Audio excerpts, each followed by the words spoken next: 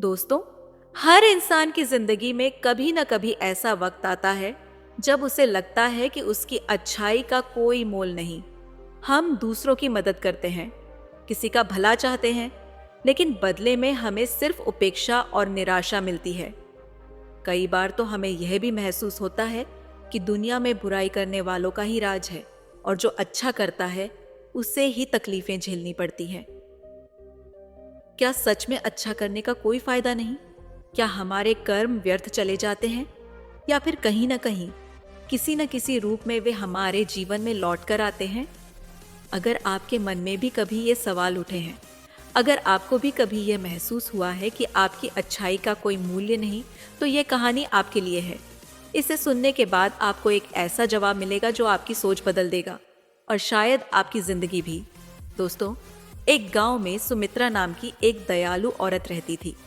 वह हर दिन अपने परिवार के लिए स्वादिष्ट खाना बनाती और भगवान का धन्यवाद करती कि उसके पास इतना कुछ है कि वह अपने परिवार का पेट भर सके। लेकिन सुमित्रा की अच्छाई यहीं तक सीमित नहीं थी। वह हर दिन एक रोटी अलग से बनाकर अपनी खिड़की पर रख देती थी ताकि कोई भूखा व्यक्ति उसे ले जा सके। यह उसका रोज का नियम था और वह इसे बड़े प्रेम और श्रद्धा से निभाती थी। हर दिन सुबह एक कुबड़ा आदमी आता, खिड़की पर रखी रोटी उठाता और बिना कोई धन्यवाद दिए बस इतना कहता, जो तुम बुरा करोगे वह तुम्हारे साथ रहेगा और जो तुम अच्छा करोगे वह लौटकर तुम्हारे पास आएगा। फिर वह चला जाता। शुरुआती दिनों में सुमित्रा को यह सुनकर अच्छा लगता था, लेकिन जैसे जैसे समय बीतता गया उसे इस आदमी की आदत से चिढ़ होने लगी। उसे लगता कि वह कम से कम एक धन्यवाद तो कह सकता था। आखिर वह रोज उसके लिए रोटी रखती थी, लेकिन उसने कभी आभार प्रकट नहीं किया।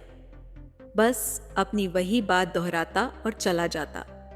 धीरे धीरे सुमित्रा के मन में कुबड़े के प्रति खिन्नता बढ़ने लगी।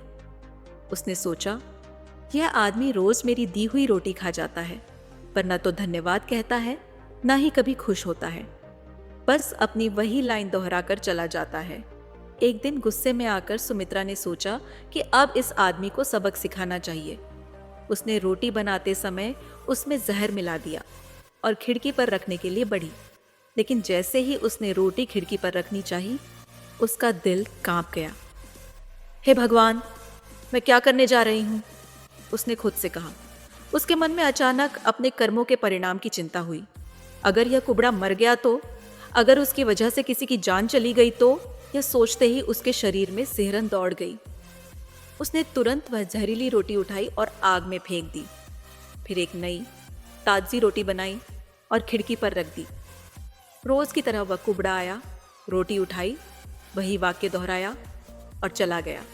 उस दिन सुमित्रा का मन बेचैन था। उसे अपने बेटे की बहुत याद आ रही थी। उसका बेटा व्यापार के सिलसिले में 2 महीने पहले घर से निकला था, लेकिन अब तक उसकी कोई खबर नहीं थी। सुमित्रा बहुत परेशान थी। उसने भगवान के सामने हाथ जोड़कर प्रार्थना की, हे भगवान, मेरे बेटे को सुरक्षित घर लौटा दो। मैं उसे बहुत याद कर रही हूँ। वह पूरे दिन उदास रही। बार बार दरवाजे की ओर देखती कि शायद कोई खबर मिले। शाम को अचानक दरवाजे पर दस्तक हुई। सुमित्रा ने जल्दी से दरवाजा खोला और जैसे ही उसने देखा, वह चौंक गई। उसका बेटा दरवाजे पर खड़ा था। वह कमजोर और थका हुआ लग रहा था, लेकिन सुरक्षित था। सुमित्रा की आंखों से आंसू बह निकले। उसने अपने बेटे को गले लगा लिया और कहा, बेटा, तू ठीक तो है? तू इतने दिन कहाँ था? बेटे ने कहा, माँ, मैं रास्ते में भटक गया था और भूखा प्यासा मरने की कगार पर था। मैं इतना कमजोर हो गया था कि चलना भी मुश्किल हो गया था। फिर एक दिन जब मैं भूख से बेहोश होकर गिर पड़ा, तब एक कुबड़े आदमी ने मुझे सहारा दिया। उसने मुझे एक रोटी दी और कहा, यह रोटी मैं रोज खाता हूँ, लेकिन आज तुम्हें इसकी ज्यादा जरूरत है। बेटे की बात सुनकर सुमित्रा के रोंगटे खड़े हो गए। उसकी आंखों के सामने सुबह का दृश्य घूम गया। अगर उसने वह जहरीली रोटी खिड़की पर रख दी होती तो वही रोटी उसके बेटे तक पहुंचती। उसे अचानक कुबड़े आदमी के शब्दों का गहरा अर्थ समझ में आ गया। जो तुम बुरा करोगे वह तुम्हारे साथ रहेगा और जो तुम अच्छा करोगे वह लौटकर तुम्हारे पास आएगा। सुमित्रा की आंखों से आंसू गिरने लगे। उसने भगवान को धन्यवाद दिया कि उसने उसे गलत कर्म करने से बचा लिया।